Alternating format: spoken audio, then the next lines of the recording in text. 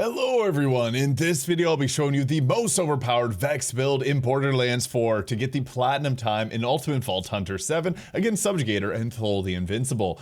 I was wrong. Yesterday I was saying Vex is not super great, and I had a bunch of people tell me about this cool combination here. So we're going to be using the potato launcher here with an underbarrel, and with the new class mod that you can get in the story pack 1. You see it there, folks. It does insane amounts of damage. There is a cool flow to this build, and it is a little bit tricky. I spent multiple hours today trying to figure this one out, and the trick to this is double jumping, setting up these rifts that are going to deal our gun damage. And if you have an underbarrel, so even the space laser, despite having a lot less damage than the potato launcher, will still do pretty sane damage. So you can see it here. We were able to take down Thole immediately here, and it does struggle a little bit with hitting Subjugator here. Basically what you want to do is try to get as close to them as possible, summon in these rifts which are taking damage from our weapons here, and the underbarrel in particular. And once we have them summoned in, you can swap to a weapon to try to activate Mortal Terror, as Mortal Terror will give us our critical hits, will activate kill skills, and this allows us to get things like pins and needles, giving us our Repkits back, so we get our big cat back if it goes down. It also is great because this will allow you to get the healing spells off on Trouble there, giving Trouble some pretty solid sustain, and we just take all the other gun damage increases from the green skill tree. So this is actually very powerful. And basically what you want to do is get right up in Thole right here and use our skills. So you're going to be constantly spamming these in, keeping an eye on Trouble's health, because the one that allows us to summon in multiple of them will take health from Trouble, but taking a few points into the Grave Thirst will actually give us enough sustain on Trouble so that we don't have to really worry about that. And you can see that we will tear down Thole really quickly. This is actually a very consistent build, because with these gun rifts we're actually doing insane damage as long as you're able to get them close enough that they do target the boss. That's why I'm literally jumping right up inside Thole there to be able to launch these off. Otherwise, there's a lot of extra additional enemies in the arena, making this a little bit more challenging, but as you can see there, no real problem. We're also getting our Repkit back using guns and needles, so we can continually keep spamming this. I found this to be a very sustainable build because you're getting so much damage from not even having to aim or anything like that. You just summon in the cat, occasionally pull out your gun to shoot and get your kill skills to activate, and boom, platinum. So the trick is, you take some potato, you take some cat, you give it a nice drink with Grave Thirst, which lets you then use Violent Outburst, which does take 33% of Phase Familiar's max health. But with this and the kill skill stacking up from the green skill tree here, Trouble can get some insane sustain. Deadwire doing some pretty insane damage on top of all of this, and the configuration here opening up these blood rifts. This does crazy amounts of damage. And farming for the skill craft here, you can get even further insane damage, because this is going to scale up our damage up to 50% extra skill. Now, as mentioned, you want to use the potato launcher here. There's other weapons that have the alt fires that are going to have massive amounts of damage. You want to find the highest possible here and pair this with some other fun weapons. Like I'm using the Gomi here just because this one is great against with the elemental swapper. Crazed Earl as well. These are more so just so that we can activate Mortal Terror here, which is then going to give us things like our Repkit back with guns and needles, scale up our damage with Grave Implements and Grave Sights. Now, I spent the day trying to figure out how to get the potato and the cat to work out properly so that you can probably min-max this even further. But basically at the start here, we have Grave Sustenance, which is going to give us increased missing action skill duration. Enhancement, which is giving us bonus damage, which is always great. Bonus damage is huge. And then Blood is Magic. This is going to give us even further increased skill damage, which is important here because we're trying to scale up our cat to do as much as possible. I like to take a mixture of them here. With any type of bonus damage, it's nice to get more stacks into a bow. Even just a single stack into there is good. And then I like to have 1 or 2 points into Grave Sustenance here. As we get down, Grave Command being another kill skill. This restores a percentage of Trouble's command skill cooldown and respawn cooldown. Now, there's a few different ways to do this, because we can use the triple bypass to get our Trouble skill back. You can also use this and then spam off a gun that shoots really quickly to be able to get that. 1 point isn't a bad idea, just to have more sustain with the cat there. And then a couple points into Overprotective being another kill skill. This will give us Overshield, and you'll look at Trouble and see its health bar and also have some Overshield there, which does protect it quite a bit. After that, I'd like to put a couple more points into Blood is Magic. I like to take the damage on this one up as much as possible, just because this is going to be the best scaling. This is also nice at 7.5% versus 10%. So from my testing, haven't noticed a massive difference between these two skills, but Blood is Magic is magic.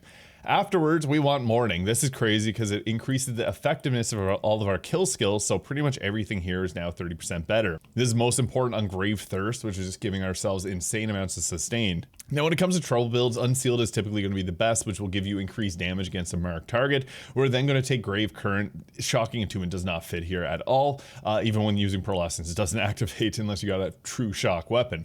Kill skill, bonus shock damage on our minions. Obviously, bonus damage is really nice. This has up to 3 stacks, but later on we'll have 6 stacks for 240 bonus shock damage. This is huge. And also Dead Wire, so taking the shock damage even further. This melts Subjugator really quickly, so when we deal gun damage, there's a chance to create a Spark Remnant that'll seek out nearby enemies and explode, dealing shock minion damage to other nearby enemies. This will do 800% of gun damage dealt, 10% chance with a 2-second cooldown. You can see where this is going because we're doing insane potato damage here, so this is pretty insane. And we'll grab a single point or 2. I like to roll with a couple points of Grave Thirst just so that Trouble has no problem with sustaining our Augments and Capstone here. So the Augment will be taken as Violent Outburst. The rest of them have a cooldown associated, so you can't spam them 35 seconds or 25 seconds. This is going to just allow us to use Trouble's health, which is not a problem. We have points into Grave Thirst. So with this, it also heals us and it deals Ordnance damage, so this is pretty nice. The damage isn't really what we care about, it's more so just opening up those rifts and having a spammable skill, which will also pair with Unsealed. So this will mark the target, this is really nice. This also gives Trouble health regeneration and increased damage, so that's really good. And it's a kill skill, so it does get impacted by our 3 stacks now. It will be 6 once we take the green skill tree. The flow we want to do is, typically it's nice to open up with Phase Familiar here, but whenever you use this skill, it will revive Trouble if he goes down. So it's kind of a game of watching the cat and making sure that it does have enough sustain so that you can use Violent Outburst here and then popping this back up. Typically what you want to do is make sure that, again, it's got the max health. You want to be doing them pretty much every 10 seconds. So Violent Outburst, if it's got full health, if it's running low, this will fully heal it, or it'll revive it if Trouble goes down. So you got some choices to make. It goes into a flow of just watching its health. Now into the green skill tree. I like to always grab a point of Guns and Needles here. It's a kill skill, so this is going to get activated once we grab Mortal Terror, giving us our Repkits, which is important so that we can make sure we always have Trouble up. Potato together strong. We're then going to take Grave Sights here, another kill skill. You don't need to put 4 points to do it. We'll take another later on. You got choices for our points. Grave Implements though, this is a kill skill which will give us increased gun damage for duration, and this again is going to scale up to now 6 points after taking Grave Power for 120% gun damage, which is going to get added to our action skill, and it does scale quite nice. After that, a couple points of Bloodletter because gun and skill critical hits will then have a chance to apply bleed. This is really good. Afterwards, Drink Full does not fit this build because we're not shooting our gun, so this gives us critical hit chance on our skill. Amazing, because we need this to activate Mortal Terror, which is going to allow us to activate our kill skills when we critically hit enemies. When the level cap increases, this is going to be crazy because it lets us take Ars Arcana and even go into the blue skill tree. And actually, you can use the blue skill tree on this build. I'm experimenting with that, but I want to get the potato cat out. Now at this point, we want to activate Mortal Terror as much as possible. Ars Arcana is nice for the skill damage, but we get a bit better bang for our buck with Keen Fiends here. This is going to give us critical hit chance against enemies, which is really nice. You can put more points into Grave Thirst, although I don't think it's fully necessary. We're always typically having full health because of the crazy damage we're dealing. You can even get by with 1 point of Grave Thirst, but we're going to take points into this here. And we have 3 points remaining, which Bleed is going to be a good choice because this is going to give us a further increased effect that deals damage, and we get some juicy critical hits going. This will scale up our damage even further. And as mentioned, the class font is kind of essential here for this gives us our rifts, which is obviously important, but it can also come with points in Dead Current, not Grave Wire. We have Grave Current here, which is stacking up. Grave Current gives us more shock damage, and our minions get that bonus, which is great because we do shock damage here. That's why you see Subjugator go down so quickly. 5 points in that is ideal. I have a couple points in the Blasted Fiends here, which gives increased Ordnance damage, and a portion of our Ordnance damage will increase our minions damage as well. Really, you're looking for the max amount of Dead Wire.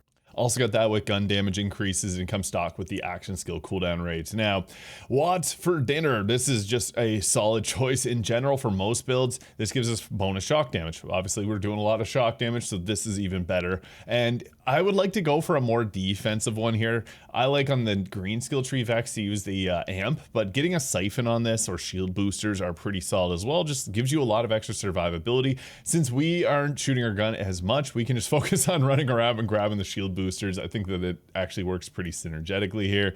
You can also go with something like a Cinder Shelly here. This is really tanky as well. I just don't have the greatest roll on it as well. Super Soldier, I guess, is a choice if you want to be able to run around a little bit faster. It's not always going to work out well on this. If you're mobbing, Fireworks is always the best, so you can roll with that. But yeah, we like the Watchfinder for Bone Shock. Now for our enhancement, looking for gun damage increases again anywhere, because Specializations will add that to our kitty cat. And since we're using a Torgue weapon, we're going to use Torgue, so that works well. Depending on the weapons you got, like if you're using the Shalashaska on a setup, Stud Finder with the pistol damage can work really nicely. This is just giving Torgue license parts increased damage, and the Boom Puppy. So you can also use a Jacobs with the increased ricochets if you're using something like the Gomi here. Giving ourselves even more like critical hit chance is just really nice. Or the one that's going to give you the sequencer for increased damage here. But we need the crit knife, really. This just works out so good for activating Mortal Terror. It's typically a best in slot on Vex, and it always has been. Back in the day, when this game launched, it would actually trigger bleed to scale infinitely, but it's just really good. Even though it's nerfed, it's still the best in slot because we're not really getting much use out of anything else. We want our cat to crit as much as possible, and our potatoes. Triple bypass. If you can find it in Rage, I have a few different rolls of this. This is best because you're going to be able to use this as often as possible. We're basically using this to get our trouble back, so that's good. And Rage should also increase all of our damage dealt by 30%. We take damage, but we have Grave Thirst to give ourselves sustain. I have used a leech one for a 30% lifesteal. This makes you like unkillable basically, but we don't have shield steal, so it kind of does hurt this a little bit. And I've even tried amp. The amp's good too, increasing the damage, but we're just gonna roll with Enrage here. Now for Specializations, Skillcraft just ends up being one of the best ones when we got a multi-hit attack, and that's what we got here. So Trouble's gonna go around skilling up our skill damage up to 50%. This also increases our skill critical hit chance, which obviously is incredibly powerful here. And skill damage also impacts bleed damage, so this becomes really, really good. I also like to roll with High Caliber. This is just going to give yourself increased gun damage, and you can swap around depending if you're like fighting Bloom Reaper, and you can go 3 High Caliber, which obviously you lose a lot of skill damage here, but Bullets Piercing is really good to destroy Vile Crystals when they're lined up for Bloom Reaper. Now, as mentioned, the Potato Thrower, we're looking for that Airstrike. This, I think, is the best possible roll. I haven't seen anything better. Funny enough, I posted a video the other day where I had the Marcus vendor, or the vendor, and I had Potato Thrower. It worked out really well. So when people were commenting on my video yesterday telling me about this worked out perfect.